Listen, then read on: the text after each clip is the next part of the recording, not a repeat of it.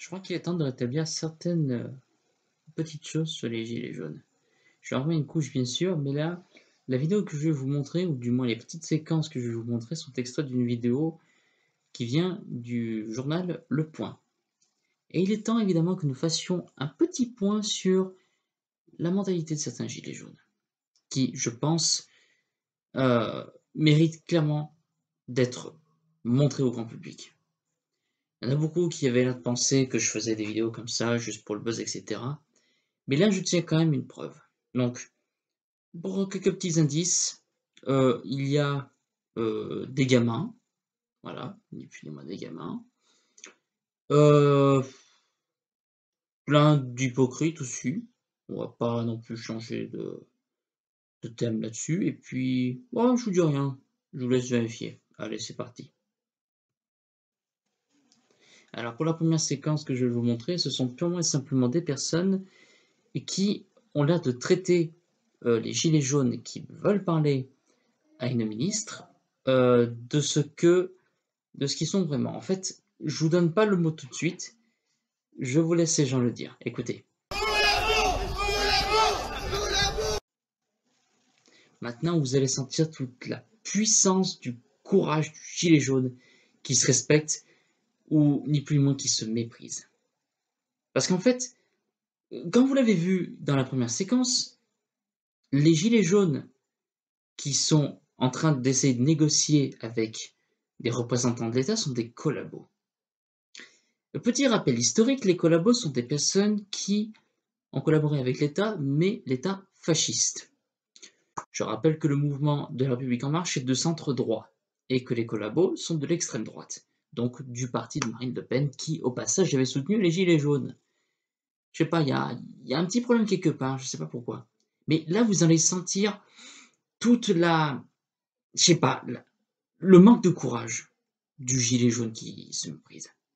Et ni plus ni moins, la mentalité de certaines personnes qui n'ont pas eu une énorme éducation, surtout pour ce qui est du respect de l'uniforme.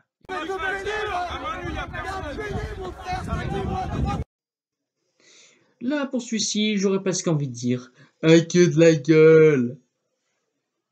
Bon, ça fait un petit peu con comme je l'ai dit, mais j'aurais bien aimé lui lire en face. Le problème, c'est qu'il est bien trop loin pour moi, et je pense que si jamais il se savait filmer, enfin du moins il a l'air de se savoir filmer, mais je pense que tôt ou tard, ses propos le rattraperont et le karma fera son travail. Du moins, franchement, tenir une telle proposition comme ça, c'est pas digne des grands hommes politiques. En fait, il dit quelque chose, mais il le fait pas. Il précise bien un jour. Ouais, mais un jour, c'est quand? Ça peut être demain, ça peut être dans une semaine, ça peut être jamais. Précise, mon frère, précise. Là, nous avons affaire à quelqu'un qui a la même mentalité qu'un gamin. Ce serait presque en fait le gamin qui dirait moi je veux ci, moi je veux ça, et tout de suite, et voilà, nanana. Je crois que nous ne vivons pas dans une société où toutes les choses arrivent comme ça d'un coup. En fait, la politique, c'est pas comme Internet. Internet, tu peux avoir une réponse directement. En politique, c'est différent. Ce que cet homme-là veut, et on en parlera tout à l'heure, c'est quelque chose d'assez surprenant et de quasiment impossible à avoir. Mais je vous laisse deviner ce que c'est, écoutez. Ben, la ministre a répondu entre guillemets à quelques questions qu'on lui a posées, qu'elle en parlerait, qu'elle poserait des questions, mais voilà, nous ce qu'on veut c'est du concret, c'est pas du dans 2 mois ou dans... Alors récapitulons un petit peu ce que nous avons vu de la part des Gilets jaunes. Premièrement, les Gilets jaunes qui essayent de négocier une potentielle sortie de crise avec des représentants de l'État sont des collabos. Deuxièmement, le gilet jaune par excellence se tient face aux forces de l'ordre et insulte à distance. Autrement dit, c'est de la lâcheté. Troisièmement, il fait des menaces sans lendemain. Et quatrièmement, le gilet jaune qui se respecte s'attend à des mesures d'un claquement de doigts. comme dans Joséphine Ange Gardien, sans vouloir insulter la série bien sûr. On va reprendre les choses dans l'ordre dans lesquels je les ai citées. Premièrement, comment des gilets jaunes qui essayent de négocier verbalement, civiquement, comment ces gens-là peuvent-ils être des collabos? Pour rappel historique, les collabos, et je l'ai dit tout à l'heure, mais c'est toujours bien de le répéter, étaient des personnes qui ont travaillé avec l'extrême droite lors de la Deuxième Guerre mondiale. Jusqu'à preuve du contraire, le mouvement politique La République en marche est un mouvement de centre-droit. Il n'y a aucune notion d'extrême droite là-dedans, du moins en l'occurrence. Ensuite, insulter à distance, c'est ni plus ni moins de la lâcheté, c'est pas du courage. Si tu veux insulter un homme, si tu veux le menacer de manière à ce qu'il le sache, le mec le dit tout à l'heure, je te le dis droit dans les yeux, t'es un PD. Donc, d'un côté, il y a les collabos, et de l'autre, il y a les PD. Attendez. Je crois que c'est justement le collabo qui traitera l'autre de PD, pas l'inverse. Tout en sachant déjà que PD, c'était en fait le diminutif de pédophile, c'est ce qu'on pensait des homosexuels, jusqu'à ce que la presse et d'autres personnes prouvent que ce sont les prêtres, donc les représentants du catholicisme qui sont des pédophiles.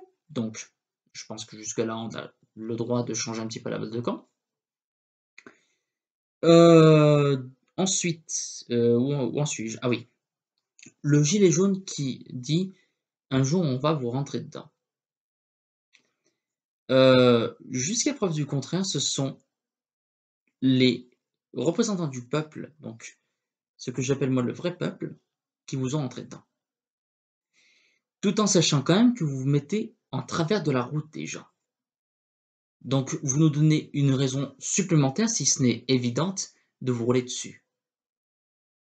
Donc déjà, si vous voulez éviter de vous faire rouler dessus, eh ben, comme vous l'avez peut-être appris en étant enfant, mais que vous avez oublié à cause de la binouse et des clopes, tenez-vous sur le côté de la route, ou regardez les deux côtés avant de traverser la route. Putain, il va falloir que je vous refasse votre éducation ou quoi? C'est quoi ce bordel? Et quatrièmement, alors ça, là, on va encore plus parler des gamins. Le gilet jaune qui se respecte, entre guillemets, veut des mesures immédiates, concrètes, et qui fonctionnent pour tous. Je vais t'expliquer un petit truc, mon gars. Si tu crois que la France, c'est un pays digne des films d'animation ou des contes de fées, etc., tu te fourres vraiment le doigt dans l'œil, mais alors profond. Le problème, c'est que si tu veux des preuves, si tu veux, pardon, des mesures concrètes, si tu crois que c'est en mettant la pression de ouf sur le gouvernement que tu vas y arriver, tu te trompes lourdement. Là, bien au contraire. Tu vas forcer le gouvernement à prendre des mesures à la va-vite, et à chaque fois, tu vas toujours trouver à redire. En fait, ce que j'ai remarqué des Gilets jaunes, c'est que ils ne veulent pas dialoguer, et parce qu'on ne dialogue pas avec eux, eh ben ils disent ouais, mais le gouvernement ne veut pas nous écouter. Si déjà vous faisiez le premier pas en avant vers les représentants du gouvernement, vers les représentants d'État, là déjà il y aura un début de dialogue et potentiellement, je dis bien potentiellement, il y aurait un début de sortie de crise. Voilà, si déjà d'un côté le premier pas était fait et le bon, là je pense que déjà on n'en serait peut-être pas à couteau tiré. Je pense que d'un côté, ce n'est pas le gouvernement qui ne veut pas vous écouter, c'est vous qui ne voulez pas venir lui parler. Voilà, c'est tout bête. Les gilets jaunes ne veulent pas venir parler au gouvernement. Et évidemment, parce que les gilets jaunes ne veulent pas parler au gouvernement, eh ben c'est le gouvernement qui ne veut pas leur parler.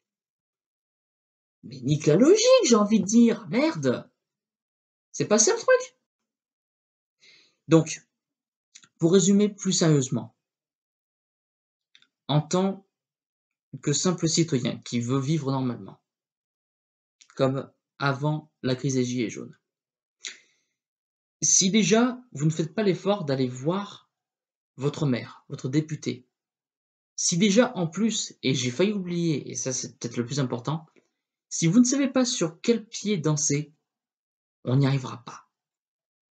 La toute première revendication, et ça, je pense qu'il est important de noter, c'était la baisse des prix du carburant.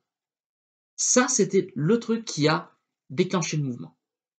Après, vous êtes partis comme des électrons libres dans plein de trucs différents, jusqu'à un truc bien choquant, l'abrogation de la loi Taubira. Ça, c'est purement collabo. C'est purement collabo dans le sens propre du terme. Donc là, plutôt que de dire que les gilets jaunes qui parlent au gouvernement sont des collabos, réfléchissez un petit peu sur vous-même, si tant est que vous en ayez encore les capacités intellectuelles et cognitives. Parce que là, vous réfléchissez, mais pas de la même manière. Là, j'ai pas tellement envie de jouer avec les mots, mais pour le coup, j'ai été contraint. Juste pour la circonstance. Donc, plutôt que de dire que le gouvernement ne va pas vous entendre, si vous déjà, vous ne faites pas le premier pas vers eux de manière civile, civique, citoyenne, eh ben, on n'y arrivera pas. Déjà, pour que le gouvernement puisse vous entendre et puisse au moins vous écouter, trouvez-vous un objectif précis. Plutôt que de faire plusieurs trucs qui partent à droite, à gauche, etc. On n'y arrivera pas. Certes, vous avez des revendications qui peuvent être acceptables, je ne dis pas qu'elles ne le sont pas, mais le problème, c'est que vous ne savez pas sur quel pied danser. Tu en as qui dansent la valse, d'autres le tango, d'autres la bachata, d'autres le cha-cha-cha, etc. Je pense qu'à un moment donné, si on ne se met pas sur la même ligne de conduite, on n'y arrivera pas. Voilà. Donc, déjà pour commencer, pour pouvoir vraiment avoir un début de sortie de crise, mettez-vous sur une seule ligne. Mettez-vous en file indienne, j'ai envie de dire, côté revendication. Mettez-vous en file indienne.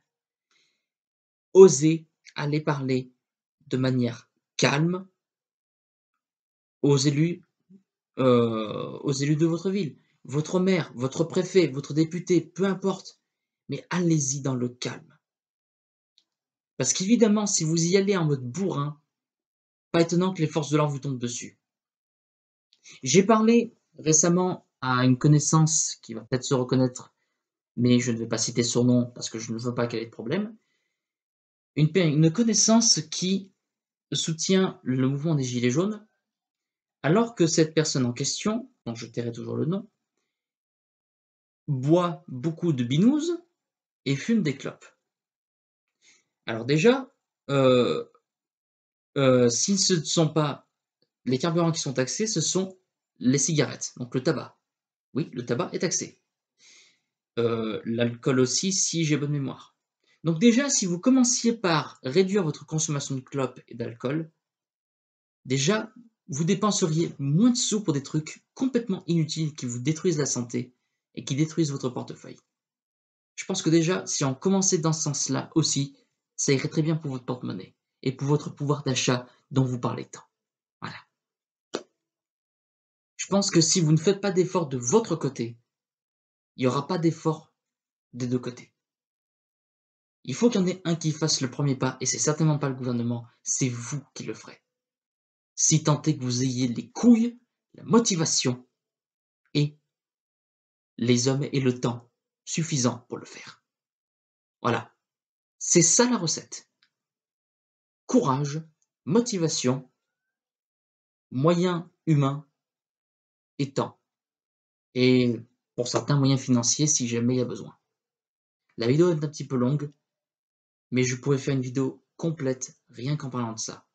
Mais c'est pas trop mon délire pour l'instant. Pour l'instant, contentez-vous de ça. Et je vous attends dans les commentaires.